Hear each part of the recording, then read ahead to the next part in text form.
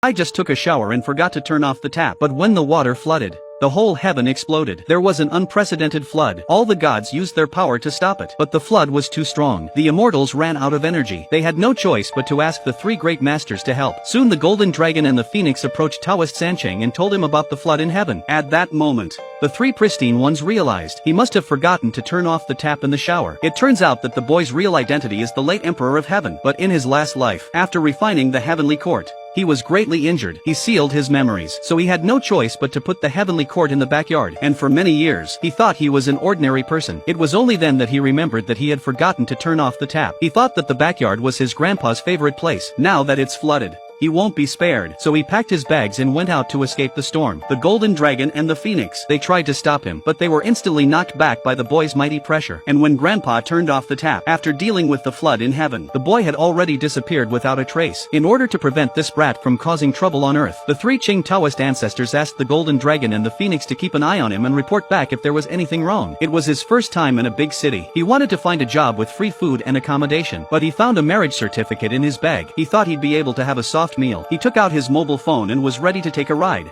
But he realized that he had taken his grandpa's mobile phone in a hurry, just when he was about to see if there was any money in his mobile phone. But the screen showed a big gold lock. Without thinking, he unlocked it. Who knows that the next second, the sky suddenly changed and thunder and lightning struck. He never thought that this golden lock is the lock that controls the heaven. Once the lock was opened, the gods and fairies in the sky would be free to go down to the world. Then he found a strange chat group in his mobile phone. He opened it. All sorts of gods and goddesses were chatting under different names. They said that a big devil almost flooded the heavenly court. He thought it was a bunch of senile dementia. All he cared about was whether he had any money in his mobile phone. He opened his wallet and saw that he had no money. There are over 900 billion merit coins. However, he didn't know what it was for. With no money in his wallet, he had no choice but to go to the land temple to borrow some money for his meal. At the same time, two luxury cars arrived at the entrance of the temple and two girls with legs of 1.8 meters came down from the cars. They are the two young ladies of the Zhang family. The purpose of their visit is to ask for merit. The young man doesn't care about first come, first served. He reached for the money in the merit box, but the beauty stopped him. The beauty said,